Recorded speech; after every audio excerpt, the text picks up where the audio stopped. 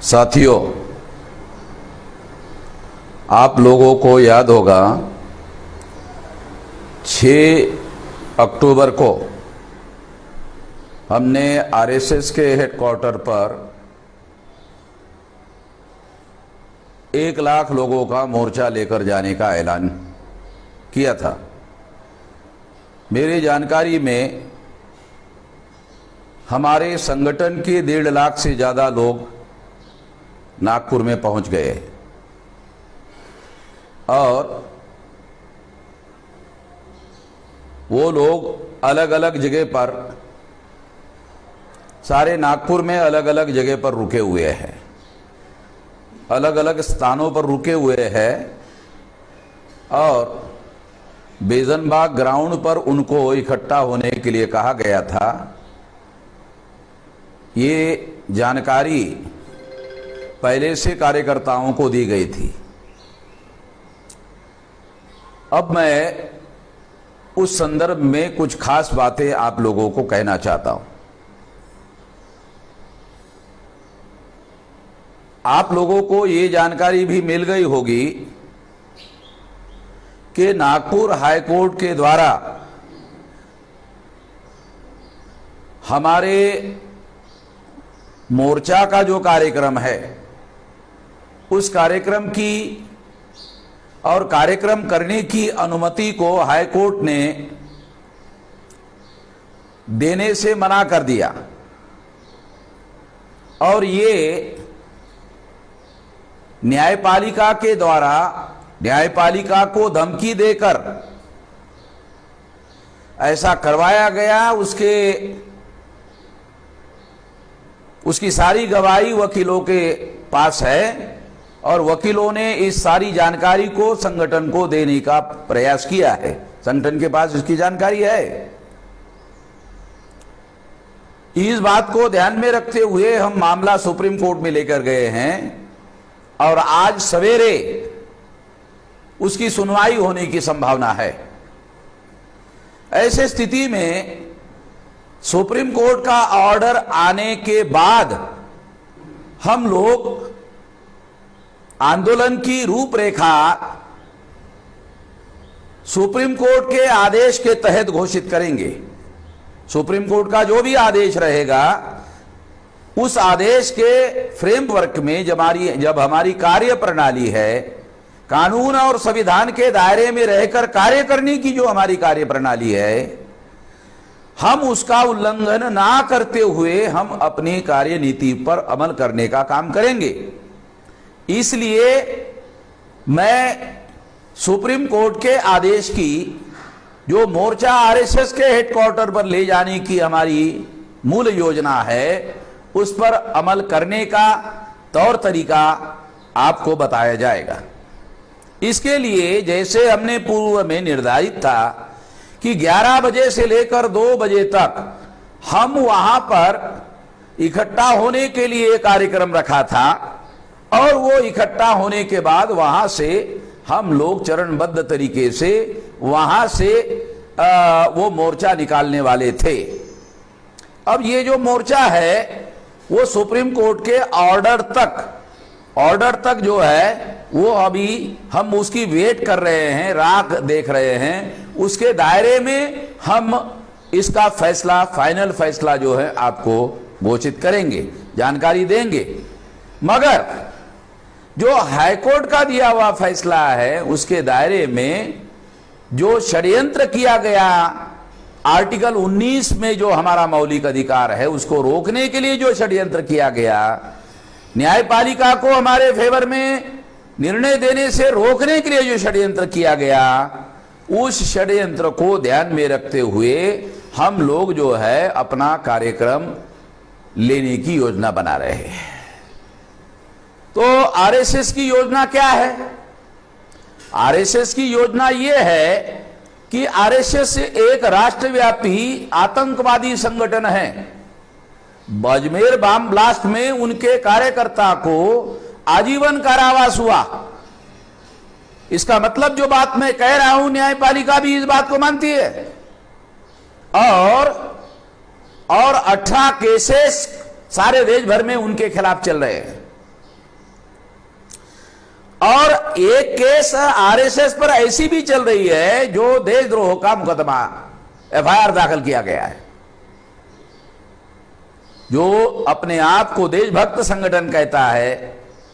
वो संगठन ने अभी तक ऐसा कोई रिजोल्यूशन पास नहीं किया है आरएसएस के सेंट्रल कमिटी में कि वो संविधान पर यकीन करते हैं, विश्वास करते हैं, बल्कि वो अपने कार्यकर्ताओं को संविधान के विरोध में बोलते रहते हैं। इन सारी बातों को उनका प्रयास है, राष्ट्रीय स्तर पर उनका जो प्रयास, जो जानकारी हमारे पास आई हुई है, इस मोर्चे को रोकने की बात या तमाम प्रकार की आतंकवादी गतिविधियों के संबंध में सारे देश भर में लोगों को जानकारी ना मिले, इसका जतन, इसकी कोशिश वो जो जिस लेवल पर कर रहे हैं उसके सारा डाटा हमारे पास अवेलेबल है। उन बातों को ध्यान में रखते हुए हम लोगों ने ये सोचा कि इसके पीछे ये संगठन आतंकवादी है, ये संगठन संविधान विरोधी है और हिंदू मुसलमान के जिस थ्योरी पर भारत का 14 अगस्त 1947 को विभाजन हुआ, वो दोबारा देश में ऐसे हालात उन्होंने पैदा कर दिए हैं, देश विभाजन के हालात उन्होंने पैदा कर दिए हैं। इसके विरोध में हमारा आंदोलन जारी रहेगा। अब वो नागपुर की हमारी महारैली को आरएसएस के हेडक्वार्टर पर जाने के लिए रोकने की वो कोशिश कर रहे हैं, पुलिस का सहारा लेकर, कोर्ट का सहारा लेकर, धमकी का सहारा लेकर वो ऐसा प्रयास करते हुए दिखाई दे रहे हैं। तो वो संगठन आतंकवादी है, संविधान विरोधी है और देश को तोड़ने के साजिश में शामिल है, ये जानकारी लोगों तक पहुंचना नहीं चाहिए, ये जानकारी लोगों तक नहीं पहुंचनी चाहिए, ऐसी उनकी रणनीति है। इस रणनीति को ध्यान में रखते हुए हम हमारा आंदोलन पुनर्परिभाषित करते हैं। हमारा आंदोलन हम लोग दोबारा दूसरे तरीके से, वो एक जगह हमारा मोर्चा लेकर जाने के लिए रोक लगा रहे हैं, तो हम 674 जिलों में, 31 राज्यों में, 674 जिलों में और 4000 से ज्यादा तहसीलों में, 22,000 से ज्यादा ब्लॉक में और 1.5 लाख से ज्यादा गांवों में हमारा आंदोलन 4 चरणों में घोषित करते हैं। पहला चरण 14 अक्टूबर को धरना प्रदर्शन का होगा सारे देश भर के जिलों में, इतने सारे जिलों में। उसके बाद में 22 अक्टूबर को श्रृंखलाबद्ध उपवास का कार्यक्रम होगा। इसके विरोध में श्रृंखलाबद्ध, सारे देश भर में श्रृंखलाबद्ध उपवास का कार्यक्रम होगा। तीसरा कार्यक्रम है 29 अक्टूबर को। 29 अक्टूबर को यह कार्यक्रम होगा प्रदर्शन रैलियों का सारे देश भर में। और 6 नवंबर को हमारा आंदोलन होगा, सारे देश भर में होगा, आरएसएस के विरोध में होगा, जेल भरो आंदोलन। और इस जेल भरो आंदोलन में हम लोग 1 महीने में 11 लाख लोगों को जेल में लेकर जाने का रजिस्ट्रेशन अभियान शुरू करेंगे। यह अभियान आज से शुरू हो जाएगा।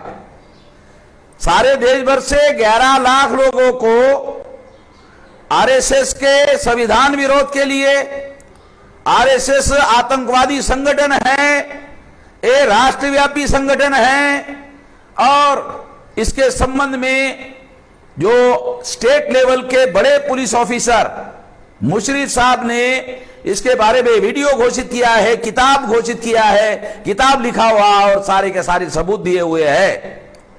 वो सारी बातें जो है सोशल मीडिया में आप लोगों को सारे सबूत जो है दिए जाएंगे और उसके विरोध में 11 लाख लोगों को रजिस्टर किया जाएगा जेल भरो आंदोलन के लिए कि आरएसएस पर पाबंदी लगाई जाए।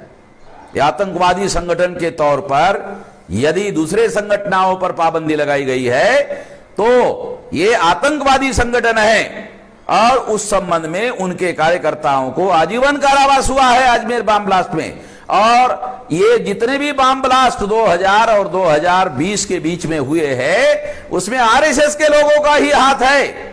इसके सारे के सारे सबूत जो है मुशर्रफ साहब ने किताब में दिए हुए हैं और उसकी जांच चल रही है, उन पर देशद्रोह का मुकदमा भी चल रहा है। इन सारी बातों को ध्यान में रखते हुए हमारी केंद्र सरकार को मांग है, सारे देश के राज्य सरकारों को मांग है कि ये इस पर राष्ट्रीय स्तर पर बैन लगाया जाए। ये आतंकवादी संगठन है, इस पर बैन लगाए, ये देश विरोधी संगठन है, देश को विभाजन करने का हिंदू मुसलमान के नाम पर साजिश कर रहे हैं। तो इसलिए मैं इन पर पाबंदी लगाने की मांग कर रहा हूं और इसके लिए 11 लाख लोगों को हम लोग जेल भरो आंदोलन करेंगे। इसकी तैयारी करने का आज मैं ऐलान करता हूं। ये 4 चरणों का हमारा कार्यक्रम रहेगा। ये कार्यक्रम नागपुर में आरएसएस के हेडक्वार्टर पर जो मोर्चा हम लेकर जाने वाले थे, जिसको हाईकोर्ट ने रोक लगाने का प्रयास किया, जिसके विरोध में हम सुप्रीम कोर्ट में गए हुए हैं। यदि सुप्रीम कोर्ट हमको मोर्चा निकालने की अनुमति देती है तो ये मोर्चा भी निकाला जाएगा आने वाले समय में। मगर इसके पहले अभी आज से हम ये 4 चरणों का जो नागपुर के हेडक्वार्टर पर मोर्चा लेकर जाने का कार्यक्रम है उससे कम से कम 25 गुना बड़ा कार्यक्रम, राष्ट्रीय स्तर का कार्यक्रम, ये सारे देश भर के लोगों को, संगठन को इस काम को जुटने के लिए मैं आह्वान करता हूं। पूरी ताकत के साथ, पूरी शक्ति के साथ, पूरे क्षमता के साथ इसमें सारे देश भर के लोगों को जुटना होगा। ये हमारे भविष्य के लिए, हमारे देश को बचाने के लिए, संविधान को बचाने के लिए ये सबसे ज्यादा जरूरी है। ये काम करना होगा और देशवासियों को भी मैं सारे देश के शेड्यूल कास्ट के लोगों को, मोस्ट बैकवर्ड शेड्यूल कास्ट के लोगों को, एक्सट्रीम बैकवर्ड शेड्यूल कास्ट के लोगों को, शेड्यूल ट्राइब के लोगों को, नॉमिनेटेड ट्राइब के लोगों को और एमबीसी के लोगों को, ओबीसी के लोगों को और माइनॉरिटी के लोगों को, तमाम लोगों को इस आंदोलन में सारे देश भर में शरीक होने के लिए कह रहे हैं। इसलिए मैं इस बात को आप लोगों को आह्वान करता हूं। धन्यवाद।